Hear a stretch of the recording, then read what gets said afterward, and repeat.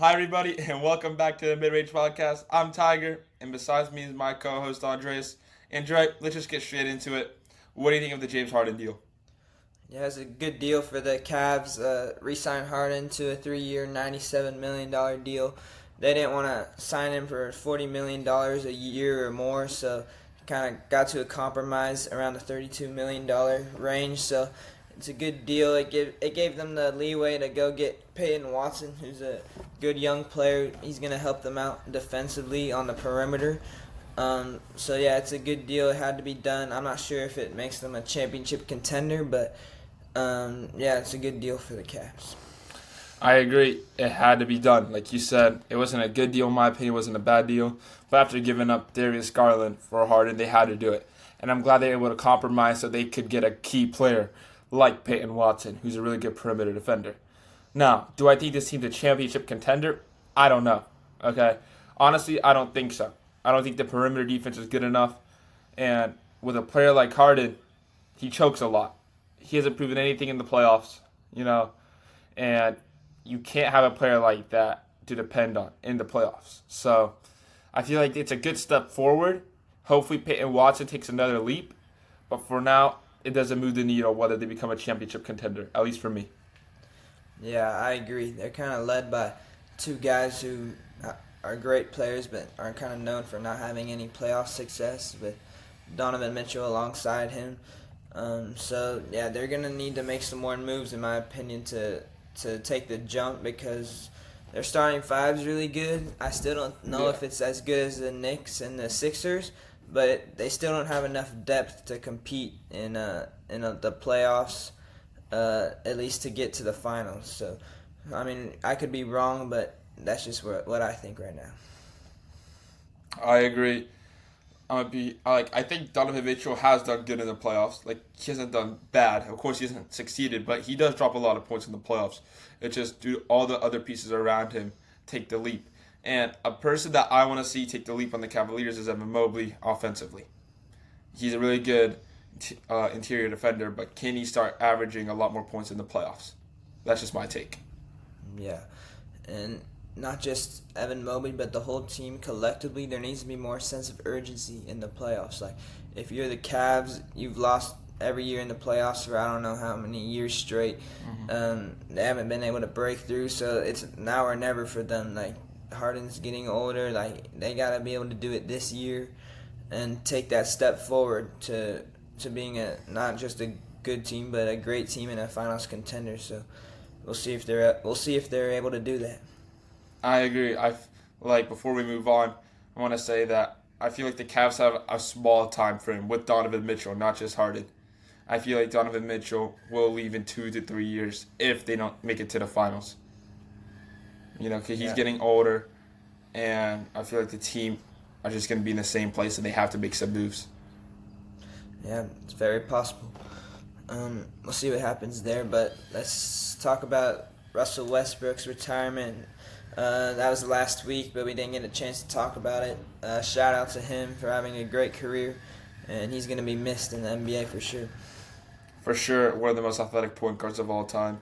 Really good, and honestly, it sucks how all the media is loving him when he was getting criticized every day when he was in the league. So it just sucks to show how cruel the world is, honestly, with all the fans and stuff. I've always loved him. I wasn't the biggest fan of him, honestly, but I never hated on him. You gotta respect him for who he is, and who he is one of the best point guards of all time.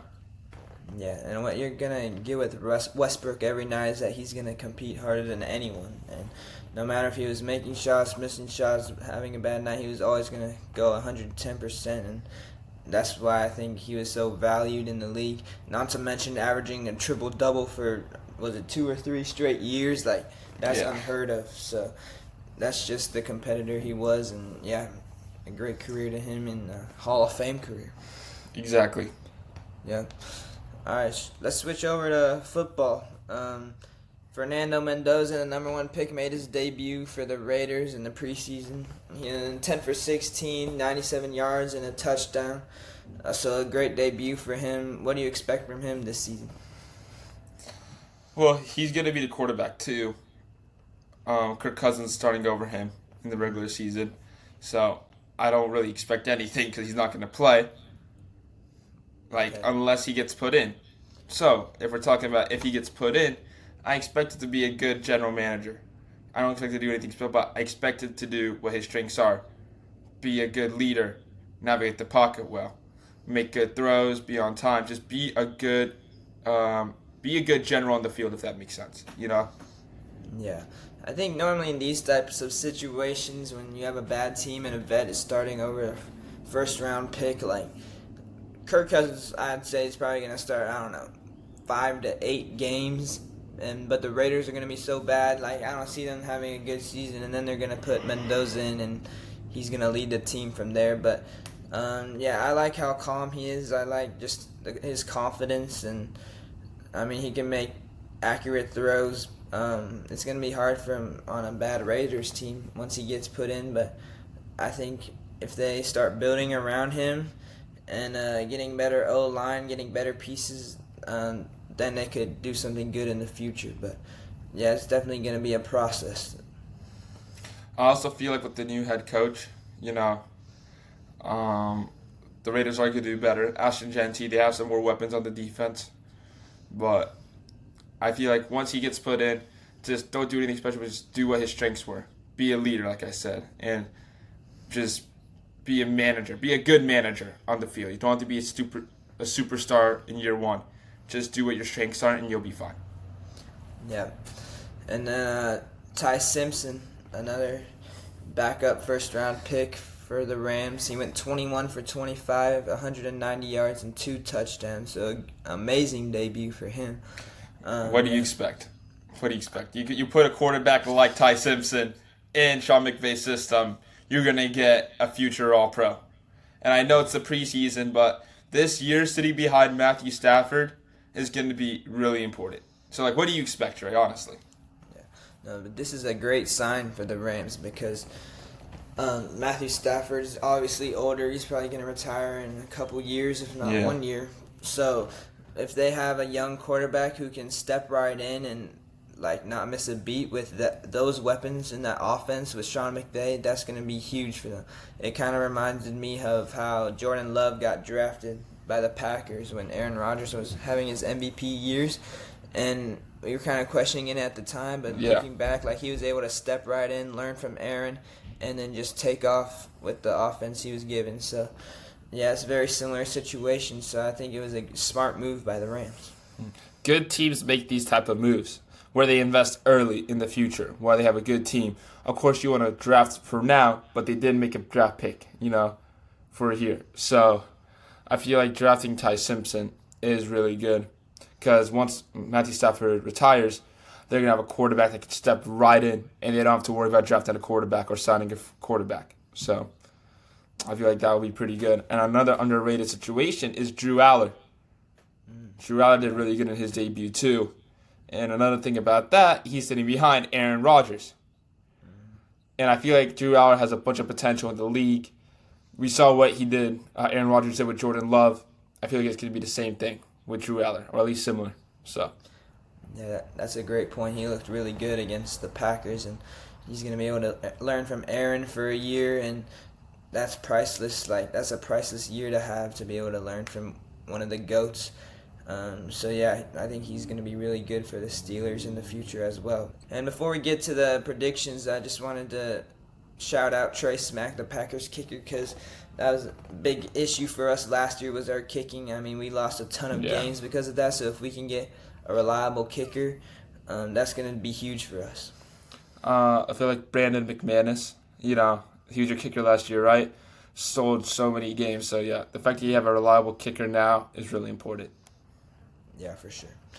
All right, let's get to our predictions. You want to start with the NFC West? I'll go first. All right.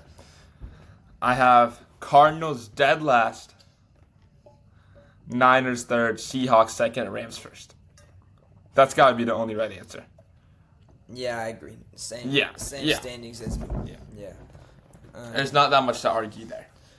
Yeah, the Rams have so much star power. So I think Myles Garrett and Aaron Donald's probably going to come back, so you can't double team both. All right, well, that was easy. Let's get to the NFC East then. I'll go first. So I got the Giants last. I got the Commanders third. I got the Cowboys second, and I got the Eagles first. Same thing. Wow, we agreed today. Yeah, we agree. Cowboys second. The Eagles own them. Okay, I know last year they beat them, but the Eagles own them, and the Eagles just got too much firepower.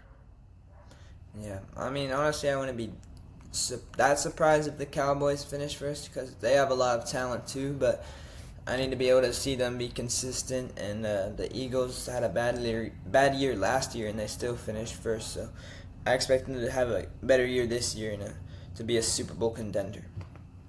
I agree.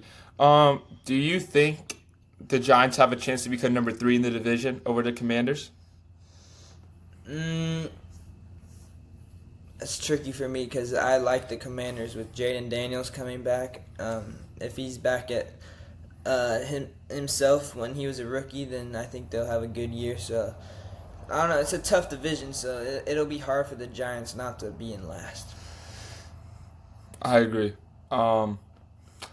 It's a good division, and the fact is the Commanders are just a more well-rounded team. They have a lot more experience, but other than that, I don't see that much of a difference. All right, so let's get into our top 5 wide receivers debate. You want to start us off? Yeah, I got Amon-Ra St. Brown, number 5. Okay. Well, I got Justin Jefferson. What? Say that again? I got Justin Jefferson at number 5. This is ridiculous. I can't even take this seriously, bro. What is this? Okay. There's a valid reason for this. The reason is because he doesn't have consistent quarterback play right now. You can say the same thing about Jamar Chase.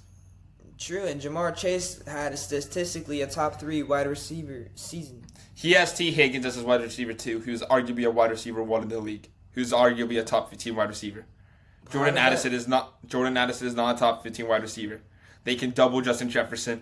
Their quarterback play is way below average for the Vikings. I mean, way below. Yeah, the Viking starter is as good as the third backup on the Bengals. Nye is not that good. We're arguing over and the Justin same Jefferson, point. And Justin Jefferson still had over 1,000 yards. If he had the Bengals quarterback too, they would have done. Justin Jefferson would have had the same or better numbers. I agree. I think skill-wise, Justin Jefferson is the best wide receiver in the league. But I'm talking about production, how I think production is going to going into this season. Kyler Murray. You don't think Kyler Murray's a mediocre quarterback? I mean, he's okay. Is he going to lead Justin Jefferson to have a number He one made DeAndre Hopkins a top 5 wide receiver in the league. Hopkins. I believe it when I see it. Right now, I'm not there yet because I need to see it. I hope I'm wrong. I think I could be wrong, but we'll have Kevin to check. O'Connell works best outside the pocket. Kyler Murray works best outside the pocket. This is going to be a great matchup. And considering the fact that Justin Jefferson barely had any help last year, and the Bengals had Jamar Chase and T. Higgins, you can't say their situation was the exact same as Jamar Chase produced better. They weren't though, because the Bengals had a way better receiving core. Who did Justin Jefferson have? The Vikings O-line was injured. The quarterback sucked. The wide receivers beside him sucked, besides Jordan Addison, and Jordan Addison couldn't play half the season. So I agree, but that's the thing with wide receivers. You need the people around you to be good in order to have a good season. And they will, because Jordan Addison's playing at the beginning of the season this year. Okay, I think they could, but I need to see it. I need to have proof that can happen because I don't trust Kyler Murray to catapult Justin Jefferson back into the number 1 spot. So you trust Kirko, Big Kirko, but you don't trust Kyler Murray. Okay. Kirk Cousins had great seasons with the Vikings before he went to the Falcons. So did Sam. And Kyler Murray and Kevin O'Connell has a history of reviving quarterback play. So watch Kyler Murray be revived. I hope so. I think that could happen, but I'm just saying. Last year he took a huge dip in production, and it wasn't his fault. I'm not saying it was his fault, but it's the pieces around him that need to be better. Okay. Yeah. I think number 5 for Amon-Ra is respectable. I have him at number 4.